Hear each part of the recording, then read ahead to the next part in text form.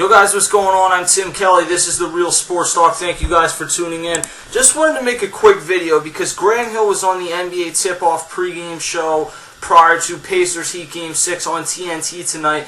He was a guest analyst, and at the beginning of the show, Grant Hill announced his retirement from the NBA. I don't think that comes as any shock. After 17 seasons, at age 40, he announces his retirement. And last season, this season I should say, he spent with the Clippers. He was in the playoffs, but really did not start a single game this year. Only appeared in 29 games and averaged 3.2 points per game. I mean, prior to that, with the Suns for 4 or 5 seasons, he had done a pretty solid job with them.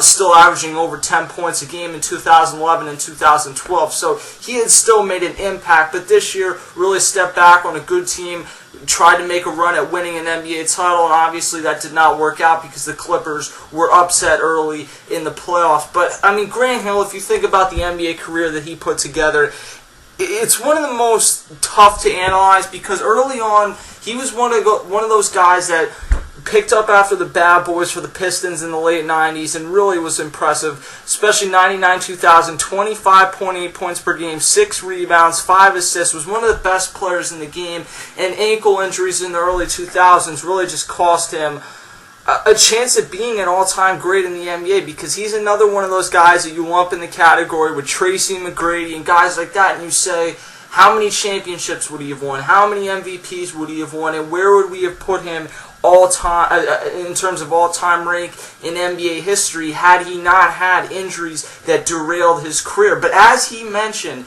he on the show when asked by Shaq and a couple other guys if he thinks about what if I never got injured, he said that he had a bunch of doctors in around 2000, 2001 in his first years with the Orlando Magic that told him that he wasn't ever going to be able to play in the NBA again. And after that, in 2003, I think is when he said that he was told that he was able to play 10 more seasons at the NBA, play at a pretty high level, averaging between 10 and 14 points per game for the most part.